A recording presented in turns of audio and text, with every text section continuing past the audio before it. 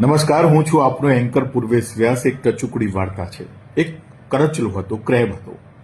દરિયા કિનારા ઉપર અવર જવર કરતો હતો. ઘડીમાં દરિયામાં જાય ને ઘડીકમાં દરિયાની બહાર આવે, અને પછી દરિયાની અંદર જતી વખતે પાછું વળીને જુએ પોતાના પગલાં કેવા છે.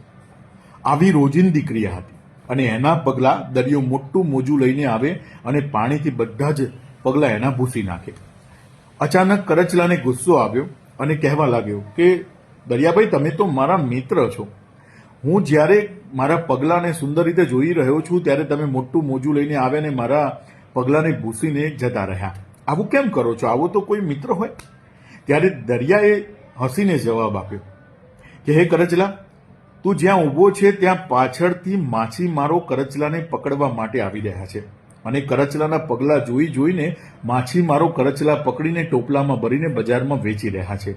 એટલે તને નુકસાન ન થાય, તને માછીમારો પકડી ન શકે એટલે મોટું મોજું લઈને આવું છું અને તારા પગલાઓને ભૂસી નાખું છું.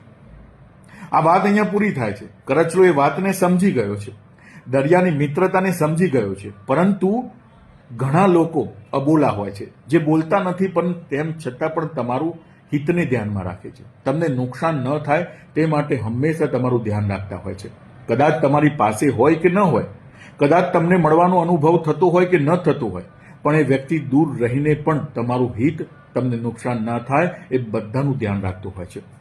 એ વ્યક્તિ સમાજમાં પણ હોઈ શકે, તમારી આજુબાજુ પણ હોઈ શકે, તમારા પરિવારમાં પણ હોઈ શકે, અને જ્યાં તમે કર્મ કરો છો અથવા ત્યાં કામ કરો છો એ આજુબાજુમાં પણ સરાઉન્ડિંગમાં એ વ્યક્તિ હોઈ શકે છે, જે હંમેશા તમારું હિતને ધ્યાનમાં રાખતો હોય છે. તમારી પાસે આવીને વધારે પડતું બોલતો નથી હોતો, વધારે પડતી ખુશામત પોતાની કરતો નથી હોતો, તેમ છતાં પણ તમારું હિતને, તમને નુકસાન ન થાય, તમને હંમેશા આગળ રાખવાના પ્રયત્નો કરતો હોય છે. પણ સમાજમાં કરચલાની જેમ પૂર્વધારણા બાંધીને વ્યક્તિને ખોટો સાબિત ન કરવો જોઈએ.